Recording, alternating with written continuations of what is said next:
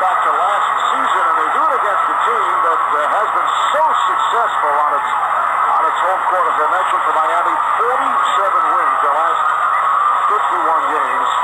And in contrast to last season's semifinal series, they take a 2-1 lead on Indiana. Let's go over to Craig Sager. Craig. Well, LeBron, 114 points, 21 assists, just 5 turnovers. How were you guys able to create such crisp ball movement? We just control the tempo from the outskirts to the game. We understand that we can't turn the ball over, especially on the road, and allow teams to continue to get extra offensive possessions. So, it was a great showcase for us offensively tonight, a great win. You dominated the points in the paint. You spent a lot of time there in the post. 3 left-handed bank shots. How much have you been working on your post game? A lot. I understand for us to be, great, I have to do a lot of my work in the interior.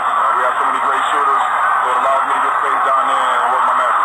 Defensively, how are you able to take away their inside-out game that hurt you guys so much, Roy Hibbert and David West?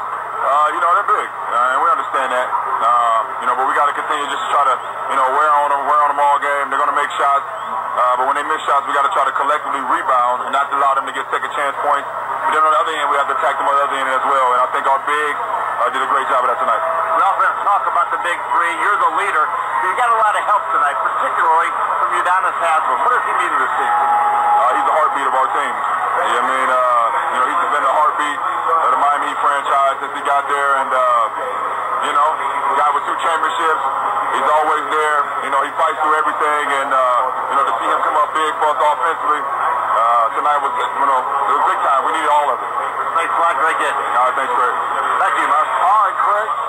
2-1 lead for Miami over Indiana. San Antonio hoping to close it out tomorrow night in their game against Memphis. The Grizzlies looking to take it back to San Antonio.